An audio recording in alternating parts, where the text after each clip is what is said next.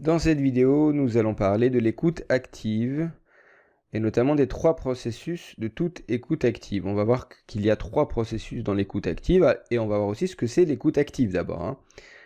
L'écoute active, c'est une façon de nommer quelque chose qu'on considère d'habitude de manière passive. On dit souvent que l'écoute, c'est quelque chose de passif, c'est celui qui parle qui est actif. Et ben ici, on va voir que non, que l'écoute active, elle est plus exigeante même que la parole, et on va voir en quoi.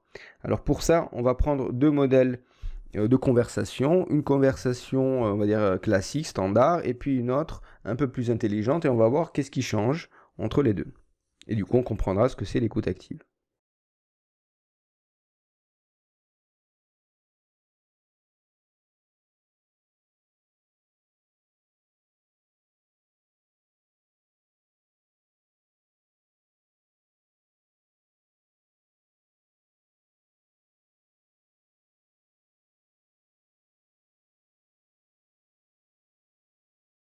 Alors, prenons 2 cas de figure, une conversation banale et une conversation intelligente. Commençons par la conversation banale, c'est une conversation qu'on pourrait appeler, que les Américains appellent le small talk, ou le café du commerce, bref, une discussion comme ça, qu'on peut avoir à la va-vite, quelque part, dans le bus, dans un café, voilà, des échanges un peu, voilà, un peu banals, au cours d'un apéro, souvent aussi, voilà. Alors, qu'est-ce qui se passe dans ce genre de conversation? Il se passe un jeu de ping-pong, en fait, entre les deux. En fait, il y a une alternance entre l'écoute et le parler des deux. C'est-à-dire que quand tu parles, donc quand l'interlocuteur parle, quand tu parles, moi j'écoute. Ensuite, ce qui se passe, c'est que je parle. Du coup, quand je parle, tu écoutes. Ensuite, tu parles, c'est moi qui écoute. Ensuite, je parle et c'est toi qui écoutes. Et il y a un ping-pong comme ça entre celui qui parle et celui qui écoute. Il y a un échange incessant. Sauf que, alors, c'est bien dans ce genre de situation, dans des conversations banales, sauf que lorsqu'on transpose ça dans le cadre du boulot, par exemple, du travail, dans des réunions d'équipe, lorsqu'on transpose ça dans une discussion où on a envie d'approfondir un sujet, là, ça fonctionne plus. Parce que ça, c'est pas bon. C'est pas bon du tout. Parce que ça ne crée pas le respect, ça ne crée pas la confiance des partenaires, en fait. Dans des scènes de vie quotidiennes, c'est quelque chose qui fonctionne parce que on est d'accord pour juste avoir un petit échange rapide comme ça, sans forcément s'écouter trop, sans se prendre la tête. Très bien. Par contre, dans un cas un peu plus sérieux, ça va plus. Là, il faut passer à un autre modèle de conversation, d'échange, on va dire, intelligent. Et c'est ce qu'on va voir maintenant.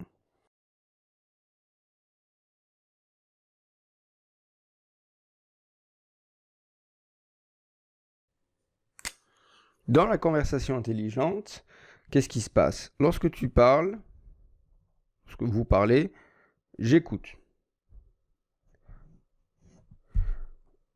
Mais je ne vais pas tout de suite parler. Je vais vous relancer, vous parliez, et je continue à écouter. Je vous relance, parfois juste avec les yeux, parfois juste en encourageant l'autre à parler, et je continue à écouter. Tu parles, j'écoute. Et ça se passe comme ça en plusieurs fois, avant de changer la parole, et donc, à ce moment-là, je parle, et toi tu écoutes. Mais ça, il faut, pendant que la personne parle ici, elle développe son message. Elle va jusqu'au bout de ce qu'elle veut dire. Du coup, on est toujours en posture d'écoute jusqu'à ce qu'on ait compris totalement en fait ce qu'elle veut dire. Surtout lorsqu'on est dans une situation professionnelle où il y a un problème complexe, ce n'est pas en 10 secondes de parole que la personne aura exposé la situation. Donc il faut lui donner la possibilité, l'opportunité d'aller jusqu'au bout de son message. Et pour cela, il faut être capable de rester dans l'écoute active. Alors on va voir ce que c'est l'écoute active, puisqu'il y a, comme je vous ai dit, il y a 3 processus dans l'écoute active. Mais avant d'en arriver là, voilà, j'insiste sur ce fait que une conversation intelligente, justement, elle laisse une place suffisante à l'autre pour qu'il puisse exprimer ses émotions et le contenu significatif de ce qu'il veut dire, hein. Du coup, ça nous permet à nous de comprendre de manière précise ce qu'il exprime. Hein. Donc vraiment, c'est quelque chose d'important sur lequel j'insiste. Alors, du coup, pendant que j'écoute, donc il y a une forme de silence à ce moment-là qui se fait. On a l'impression que c'est passif. Beaucoup de gens croient que c'est passif. Eh ben non, justement, c'est un silence actif. Pourquoi? Parce que pendant que l'autre parle, on est en train de faire sens et on est en train de reformuler son message dans notre tête. De plus, en fait, on est capable de se poser la question de l'impact qu'ont ces paroles sur nous. Et c'est là où on arrive justement aux 3 processus en question. Pendant qu'on écoute, on fait 2 choses.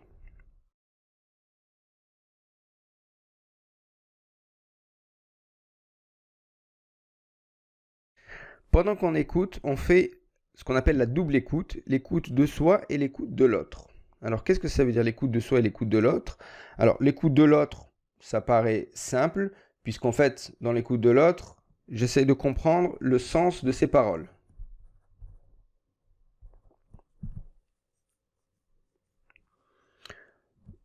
De quoi il est en train de me parler, donc j'essaie de reformuler dans ma tête ce qu'il est en train d'essayer de me dire. L'écoute de soi, ça c'est quelque chose d'un peu plus complexe. Hein. En fait, on se pose 2 questions. D'abord la question de qu'est-ce que sa parole me fait. Donc là, on est dans les émotions. Donc là, je vous renvoie au cours sur les émotions. Hein. Donc dans la rubrique relationnelle, il y a un cours sur les émotions. Du coup, si vous avez vu ce cours ou si vous y avez travaillé, ça va vous faciliter l'écoute. Puisque ici, on se pose la question de la parole de l'autre, ce qu'il me dit, qu'est-ce que ça me fait? Qu'est-ce que ça me fait au niveau de mes émotions? Qu'est-ce que ça m'évoque? Est-ce que je suis préoccupé à ce qu'il me dit? Est-ce que je suis intéressé? Est-ce que ça m'ennuie? Qu'est-ce que ça me fait concrètement? Ça, c'est le premier point, en termes d'émotions. Deuxième point, qu'est-ce que ça m'évoque en termes d'idées? Là, on est dans l'ordre de la pensée cette fois-ci. C'est plus dans les émotions. Donc là, qu'est-ce que ça m'évoque? Voilà. Et là, ce qui va être intéressant, c'est notamment le cours sur l'analyse des situations. Donc là aussi, sur exploration professionnelle, il y a un cours sur comment analyser une situation. Mais justement, quand on écoute l'autre, on se pose la double question de qu'est-ce que ça me fait à moi et qu'est-ce que ça m'évoque en termes d'idées. Comment je peux analyser ce qu'il est en train de me dire? Comment je peux comprendre ce qu'il est en train de me dire? Donc là, il y a un double processus. Donc d'un côté sur les émotions, de l'autre côté sur notre pensée. Donc processus 1, processus 2. Et puis le troisième, c'est quelle est la signification de ce qu'il me dit. Et là, on va utiliser la technique de reformulation qu'on verra dans la vidéo numéro 6. Pour être sûr que j'ai bien compris ce qu'il est en train de me dire, je vais reformuler, lorsque je prendrai la parole, ce qu'il m'a dit. Alors, on en parlera dans la vidéo 6 de manière un peu plus détaillée. En tout cas, voilà les 3 processus. Donc, qu'est-ce que ça me fait en termes d'émotion? Qu'est-ce que ça me fait en termes d'idées? Qu'est-ce que ça m'évoque comme d'idées? Et qu'est-ce que j'ai compris de ce qu'il m'a dit? Voilà. Donc, écoute de soi d'un côté, écoute de l'autre de l'autre. Et du coup, c'est un aller-retour entre ces deux pendant que j'écoute ici. Donc, vous voyez que ici, j'ai l'impression qu'on est passif, qu'on fait qu'écouter. C'est lui qui parle, moi je fais qu'écouter, je fais rien. En fait, non.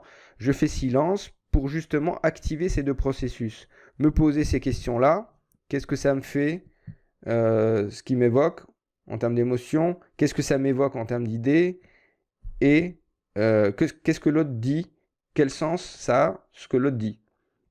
Et donc pour activer ces 3 processus, il faut bien qu'il y ait silence, il faut bien que je puisse accueillir la parole de l'autre. Voilà. Et ça, c'est à activer dans des discussions sérieuses, dans des conversations intelligentes. Évidemment, dans la conversation banale, il n'y a pas besoin. On est là juste pour passer le temps, on est là juste pour paraître socialement. Bon, c'est aussi important.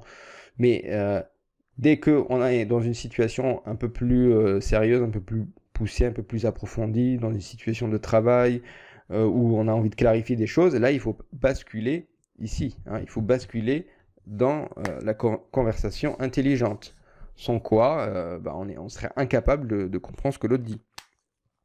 Je reprécise que ici, hein, quand la personne parle, donc c'est la personne qui parle, elle parle 10 secondes, hein, 5-10 secondes. Ça va très vite.